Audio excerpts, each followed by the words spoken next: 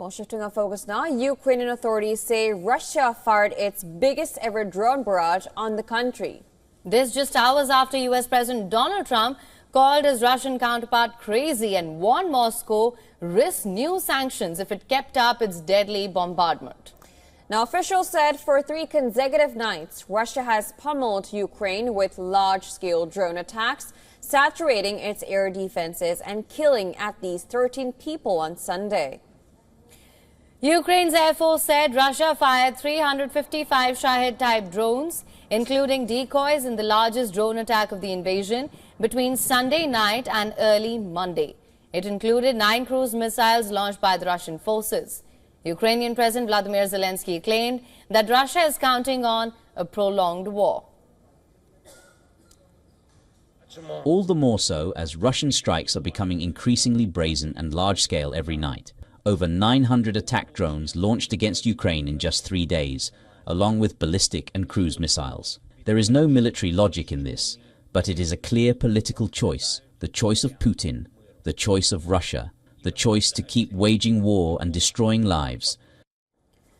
Now, amid this Russian offensive, German Chancellor Friedrich Merz allowed Kiev to attack military positions in Russia, saying there were no longer any range restrictions on arms supplied by Western allies to Ukraine.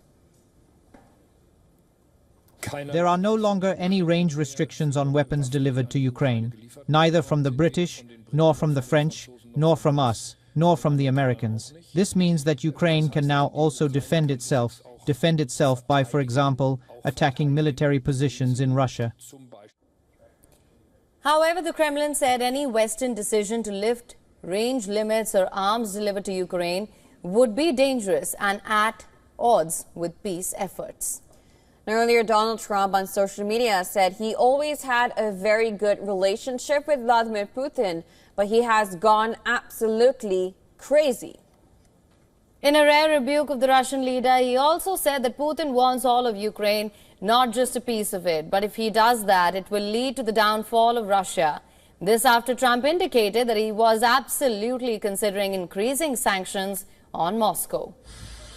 Furthermore, French President Emmanuel Macron said he hopes Donald Trump's anger at Moscow translates into action after a weekend of deadly Russian attacks on Ukraine, despite a push for a truce. Now, on a visit to Vietnam, Macron said the U.S. president has realized that Putin had lied to him. Macron called for a deadline to be set for Moscow to agree to a Ukraine ceasefire backed up by the threat of massive sanctions. Finland's Prime Minister has said that the international community must pile more pressure on Russian president to begin negotiating a ceasefire in Ukraine. He said without force, Putin will not try and find a solution.